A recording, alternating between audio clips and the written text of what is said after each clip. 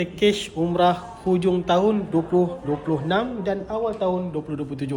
Alhamdulillah kami di Mursyid Al-Haramain Travel Agency sudah pun kami buka pakej kami Alhamdulillah, dan lebih menarik, pakej kami ada 22 hari 20 malam, 12 hari 10 malam, 9 hari 7 malam dan pelbagai lagi. Ada kategori hotel dekat, kategori hotel sedang, kategori hotel jauh dan bermacam lagi sebenarnya. Di Mursyid Al-Haramain Travel Agency ada pakej pelancongan, pakej ke Turki dan pelbagai lagi. Dan di kesempatan ini Alhamdulillah kami dah siap buku magazin kami yang baru untuk tahun 2026 dan 2027. Alhamdulillah tuan-puan boleh dapatkan di pejabat kami dah, Alhamdulillah. Dan sebenarnya buku ni best sebenarnya adalah pakej bukan sekadar pakej umrah, pakej percutian, pakej pelancongan, pakej umrah dan segala macam yang tuan-puan nak, insyaAllah ada dalam ni.